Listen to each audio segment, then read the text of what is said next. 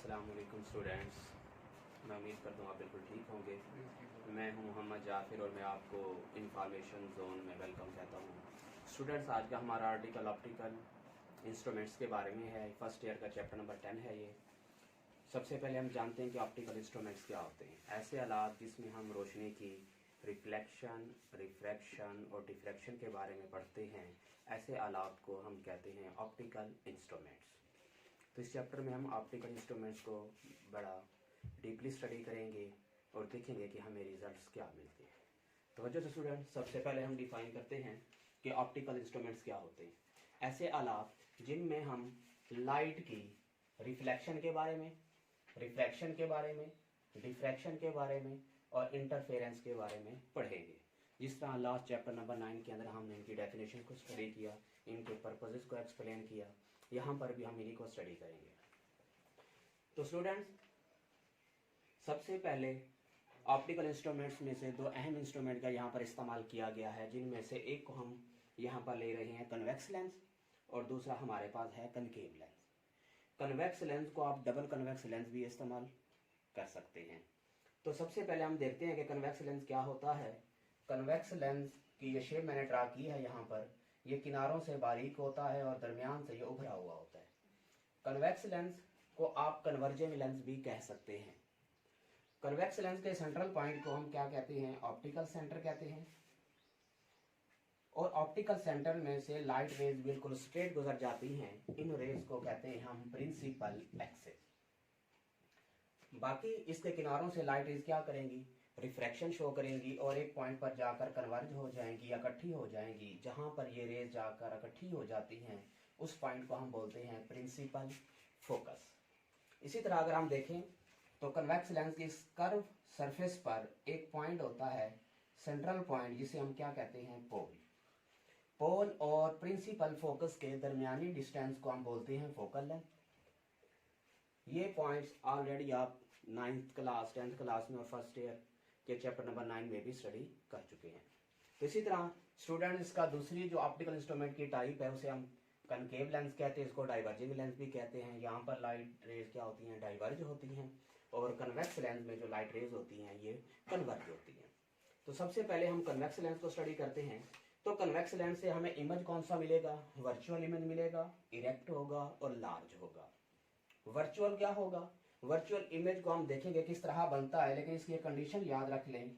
Virtual image जो convex lens से हमें अचीव होगा वो हमेशा नेगेटिव होगा। वो किस तरह नेगेटिव होगा, किस तरह हम उसको एक्सप्लेन करेंगे, नेक्स्ट हम लॉन्ग क्वेश्चन के अंदर इसको डीपली स्टडी करेंगे। इरेक्ट उसी तरह का बनेगा, लार्ज पहले की निस्बत बड़ा इमेज बनेगा। तो स्टूडेंट, ये हमारे पास दो बेसिक ऑप्टिकल इंस्ट्रूमेंट्स थे जिनको हमने यहाँ पर डिफाइन किया। आइए सबसे पहले हम पढ़ते हैं least distance of distinct vision. Least distance of distinct vision. Least distance of distinct vision.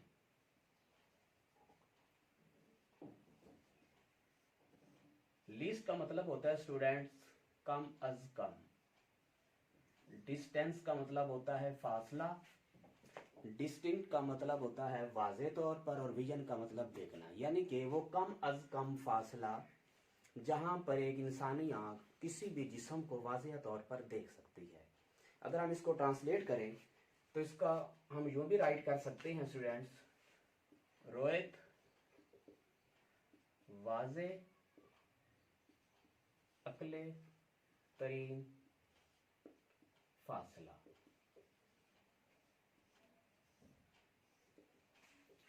तो स्टूडेंट, ये वो कम से कम फासला होगा जहां पर आप एक बॉडी को वाज़ेह तौर पर क्या कर सकते हैं? देख सकते हैं। तो सबसे पहले हम इसको डिफाइन करते हैं, फिर इसको नेक्स्ट एक्सप्लेन करेंगे।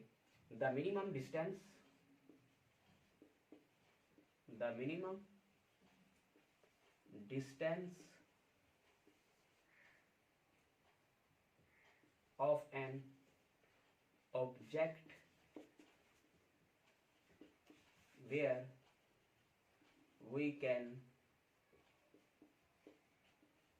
see a clear image of an object।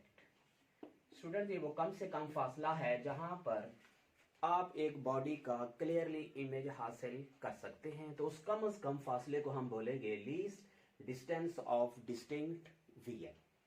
तो ये एक हेल्दी पर्सन के लिए, ऐसा शख्स जिसके आंखों या नज़रों में कोई नक्स मौजूद नहीं है, तो उसका जो कम से कम least distance of distinct vision होता है एक हेल्दी पर्सन के लिए स्टूडेंट्स, वो 25 सेंटीमीटर होता है, या ये 0.25 मीटर आप राइट कर सकते हैं। तो ये ऑब्जेक्टिव के तौर पर भी पूछा जा सकता है कि एक हेल्दी पर्सन का least distance of distinct vision कितना है। इसका प्रॉब्लम में भी इस्तेमाल किया जाएगा स्टूडेंट्स। इसके बाद जिस तरह इंसान की उम्र बढ़ती है, उम्र बढ़ने के साथ साथ ये फासला बढ़ना शुरू हो जाता है, तो ये भी ऑब्जेक्टिव बनता है। आप इसको राइट कर सकते हैं विद द एज, उम्र के साथ, with the age least distance of distinct vision increases.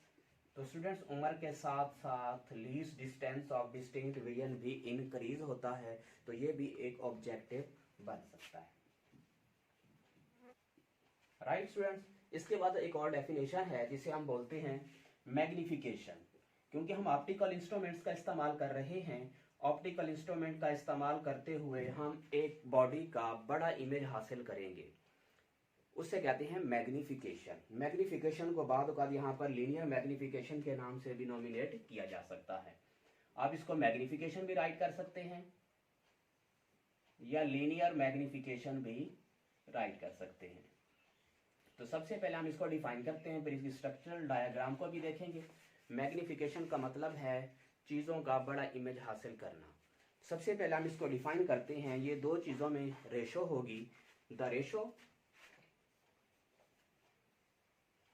of size of image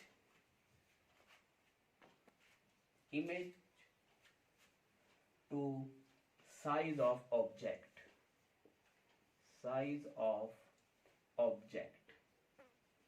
is called magnification।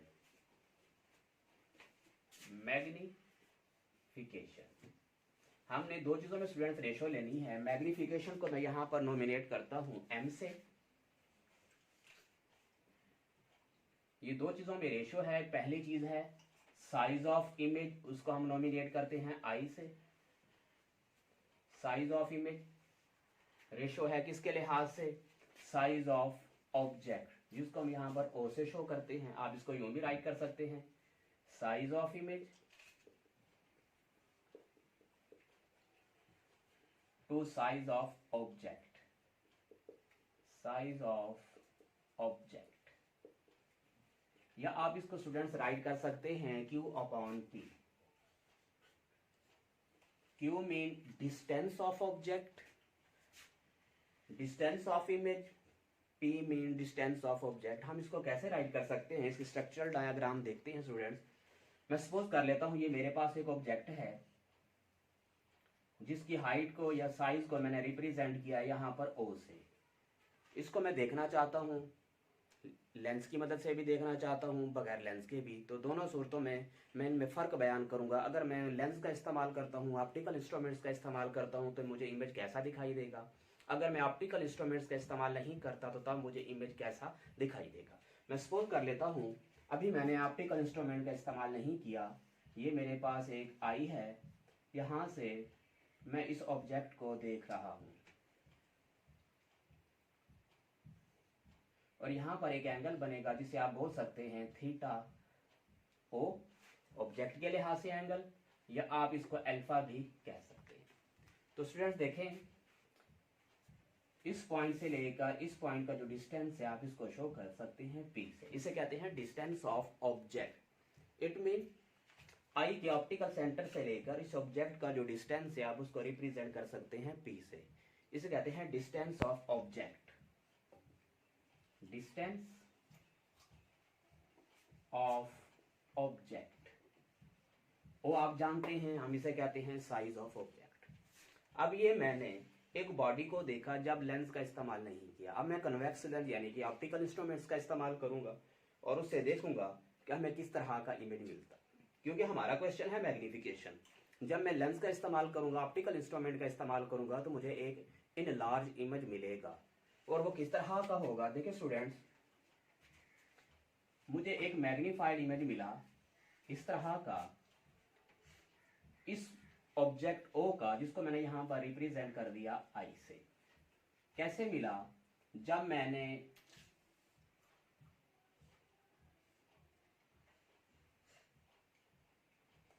मैंने इस बॉडी को देखने के लिए ऑप्टिकल इंस्ट्रूमेंट का इस्तेमाल किया।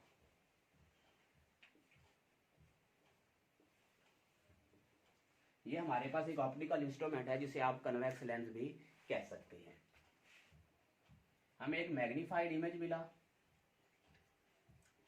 और यहां पर जो एंगल बनेगा वो पहले की निस्बत बड़ा होगा, क्योंकि इमेज क्या हो चुका है? लार्ज हो चुका है। लिहाजा यहां पर बनने वाले एंगल को आप थीटा आई भी कह सकते हैं, angle with respect to image, या आप इसको बीटा भी बोल सकते हैं। अब देखें, हमारे पास ये जो डिस्टेंस है इमेज का, यहां से लेकर ऑप्टिकल सेंटर तक का जो डिस्टेंस है, आप इसको क्यू से रिप्रेजेंट कर सकते हैं, और इस क्यू को आप, क्योंकि डिस्टेंस है, डी के बराबर भी राइट कर सकते हैं। तो ये वाला जो डिस्टेंस है, इसे आप बोल सकते हैं distance of image, distance of image. तो लिहाजा इससे बात क्लियर हो गई कि हम मैग्निफिकेशन को दो तरह से डिफाइन कर सकते हैं। या तो हम इनकी रेशो ले सकते हैं आई अपॉन ओ, यानी कि size of image to size of object, या हम इसको डिफाइन कर सकते हैं the ratio of distance of image to distance of object. इस तरह जब इन दो चीजों में हम रेशो मालूम करेंगे तो हमें मैग्निफिकेशन की डेफिनेशन मिल जाएगी। तो स्टूडेंट्स, ये आ गया हमारे पास लीनियर मैग्निफिकेशन। अब हम स्टडी करेंगे एंगुलर मैग्निफिकेशन को। लीनियर मैग्निफिकेशन में जस्ट हम